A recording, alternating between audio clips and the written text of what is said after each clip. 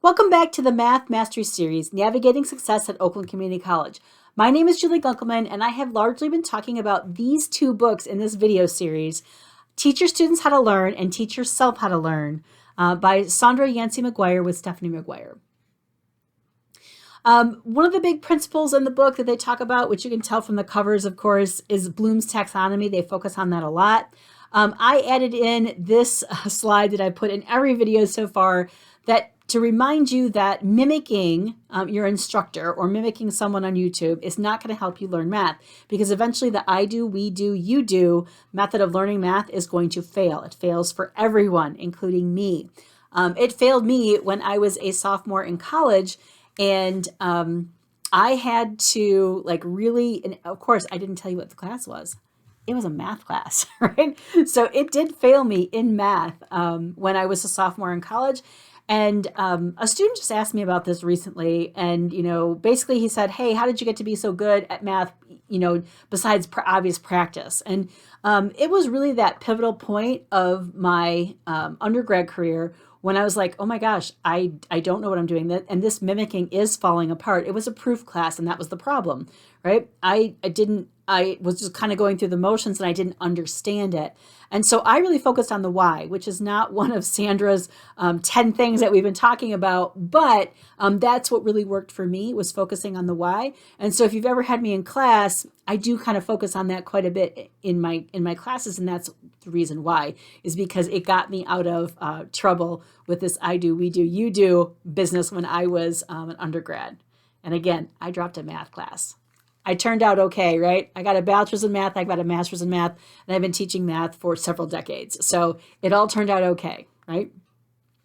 In this video, I want to concentrate on something besides McGuire's book, and that is the metacognitive learning cycle. Now, those metacognitive strategies that we talked about with her book, right, to make them possible, we need to be thoughtful about it. And basically, metacognition is just thinking about your thinking.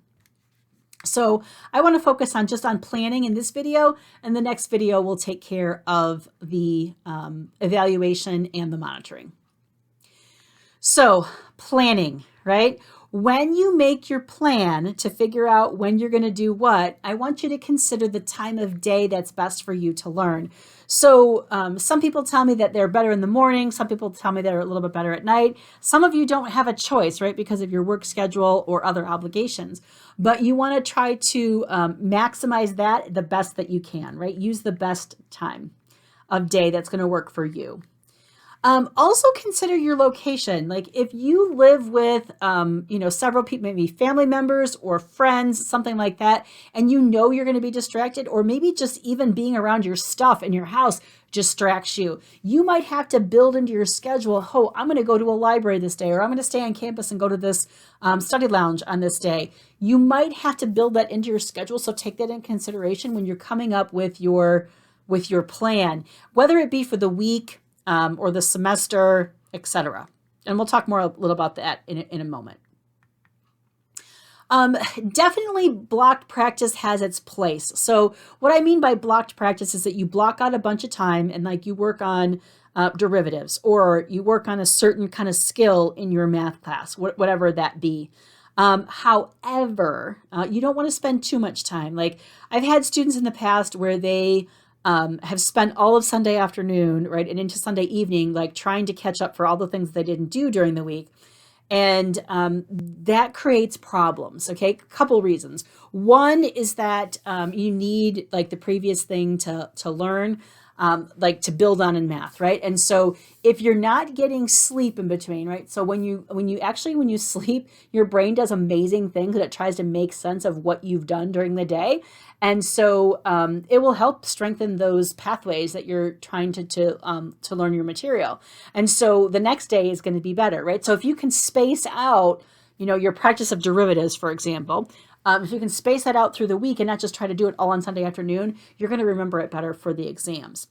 Also, our research has shown that if you spend a big chunk of time, you try to just study one thing, it doesn't work very well. And that interleaving is actually better. So interleaving is a process where you're going to mix the topics together Or you could mix subjects. So you could purposefully, I know it sounds crazy, but maybe like, work on some calculus for a while, then work on your physics, and then come back to your calculus or whatever it is. But if you mix it up, it kind of keeps your brain like on alert, right? Like I have to learn this thing. I have to switch gears. I have to do this other thing now. And it does help you learn. If you're only taking the one class, of course, you can do other material, right? Like maybe you're going to do notes from one section, but then you go practice something from another section. And again, it sounds totally counterintuitive, but there is research based on this, this practice of interleaving that does work for you. You can also work in some review. Students in my classes did this last semester and they told me it was very effective because they weren't reviewing, right? They're just looking at the things that are on the list that I have in D2L for the week or for the day, whatever it is that I have due. And that's what they're focused on. And when they get to the end, they're like, oh, I'm done.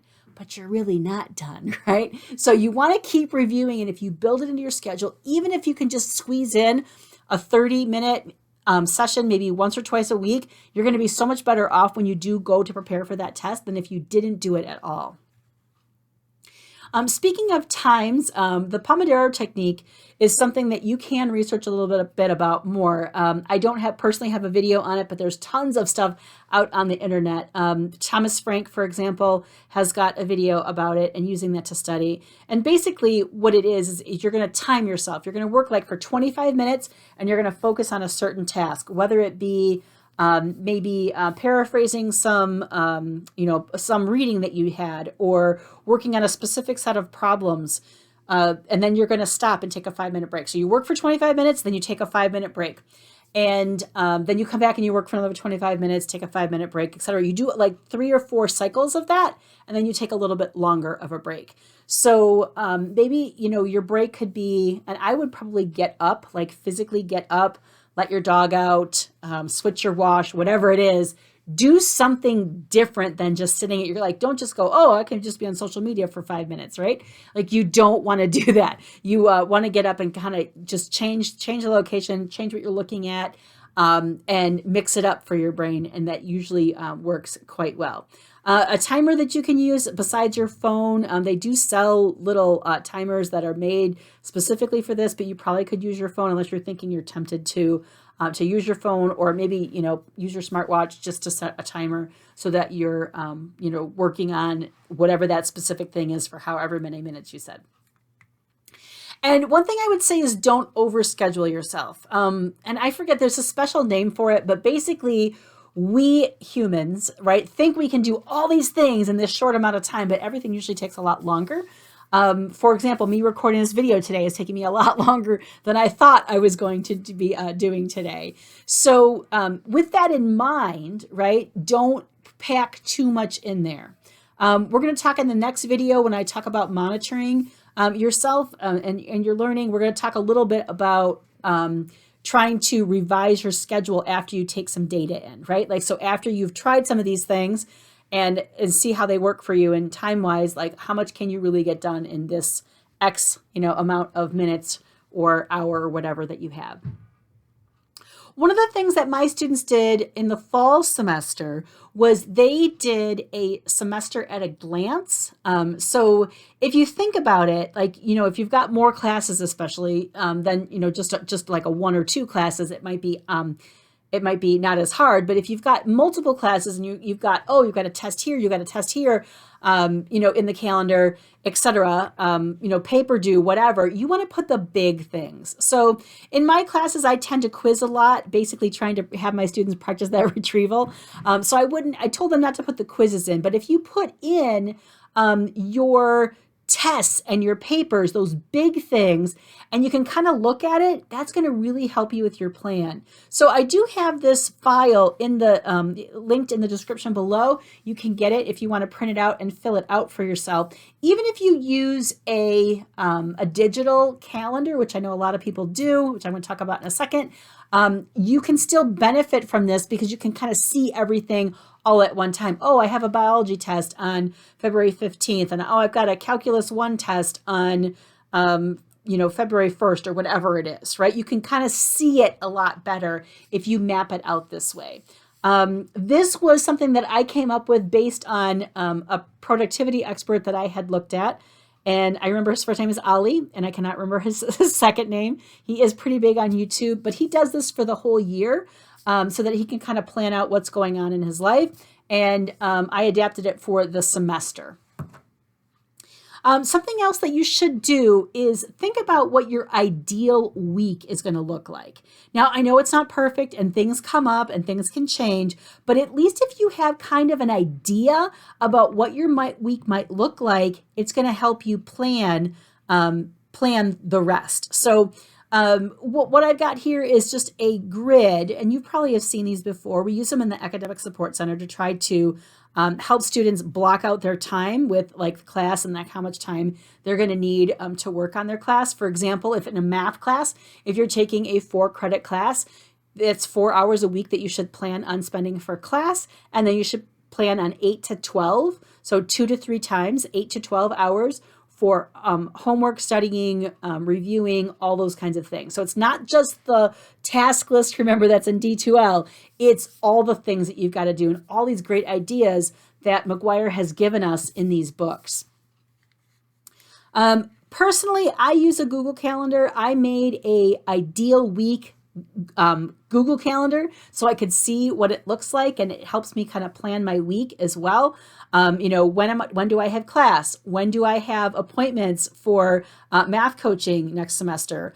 Other things that I have on a consistent basis, appointments or anything that's kind of a routine thing, like our campus and college senate meetings for OCC, something like that. I want to see those kind of all in one place. So I made myself an ideal week in Google Calendar. If you've been a student of mine, you know that I have a Google Calendar for every class. So I share that with my students so they can see kind of what's coming up, and you don't have to do it yourself then, like to put in the tests, etc. However, even if you are using mine or your instructor is giving you a Google Calendar as well, you can always copy the event or the test into your calendar. I did make a video a few years ago that talks about Google Calendar, so I don't want to demonstrate that now. If you're interested in that, I'll put it in the description below and you can see that. It is 4 years old. There might be some things different on the interface, but probably not too different than what it is now today. Todoist is the other thing that I use, and I did make a video on this 4 years ago as well for students. It is an awesome to-do list, in my opinion. I have the pro version, so mine's a little bit different. The video that I made is for the free version, so you can kind of try it out. And you don't have to buy the paid version if you don't want to. I do it because with the subscription, I can upload an Excel file. It's actually a delimited file, but I can upload an Excel file, and basically it puts all the tests in for me. So for example, when I am planning a semester for myself, talk about this planning, right? I put in all the things that I have to do. So I say, if I'm going to, and I break it down really small, because you do get a dopamine hit every time you check off something in your to-do list. And so that's one of the reasons why you might want to consider doing this, even if you haven't done it in the past. It doesn't matter if you're physically checking it off a list or if you're doing it digitally. You do get a little bit of a dopamine hit when you do these things, which is going to motivate you to do more of them, right? So I take everything like a quiz. I have to write the quiz. I have to make the answer key. I have to copy the quiz, right? Then I'm going to have to grade the quiz. I'm going to have to give the quiz back. So I say give the quiz back because if I have a class that only meets once a week or during the summer, I give them back on D2L so they can get faster feedback than having to wait to see me the next time. Posting the answer key, because if I don't write that down, I'm going to forget. And I put that all in and I program it so that I'm writing the quiz 2 weeks before, make sure it's copied, all those kind of things. I date it, and then I upload it all to Todoist, and boom, I've got my semester planned out. And what that does for you, this is from a book called, I think it's called Getting Things Done by David Allen. It helps your brain not have to worry about it, right? You have a system in place that you've captured everything and you're going to do what you need to do, right? So whether it's turning in an assignment, for me, it's writing the test, grading the test, taking a student's test over to the access office, whatever it is, I don't have to worry about that in my brain. I can spend my working memory doing something else, right? Like I'm not taking up resources for that. So the reason why you want to be able to plan these things, plan out your tasks, your calendar, is because all these wonderful metacognitive strategies that McGuire had in her book, right? Previewing, preparing for active reading, paraphrasing, you're doing your active reading, using your textbook, taking your notes by hand, writing them out, doing your homework without solved examples or those nasty apps. And remember, I added in that you're going to do that homework and you're going to practice like it was the test every single time, right? You want to be able to teach the material. Oops, I clicked a little too soon there. You want to be able to teach your material, work in pairs and groups, and create practice exams. So those 10 things that McGuire talked about are super important. And you want to have time for all of them so that you can be as successful as possible in your math class. If this is still December or the beginning of January and you're watching this, I do have some orientation sessions coming up on meeting me and talking about my math coaching program for OCC. This is for winter 24 students in math 1150, 1540, 1560, 1580, and 1730. My first session is going to be on Thursday, January 11th at 7 p.m. and the second one is Friday, January 12th at 1 p.m. Please use your OCC email address to register for this Zoom meeting. Even if you can't attend this, go ahead and register and I'll send you a copy of the recording. Please go to bit.ly/meet-gunk to register. Scan the QR code down there, or I'll put the link in the description below. If it is winter 2024 and you want to meet with me for a math coaching appointment or two, this is for students only in math 1150, 1540, 1560, 1580, and 1730. I will meet you in person at Orchard Ridge or on Zoom. When you go to pick the appointment, make sure that you use your OCC email address. You'll see that I have different appointments in my Calendly, so you can pick an in-person or a Zoom appointment. Go to calendly.com/jgunk. Thanks for watching this session on planning as part of the Math Mastery Series, Navigating Success at Oakland Community College. Have a great day.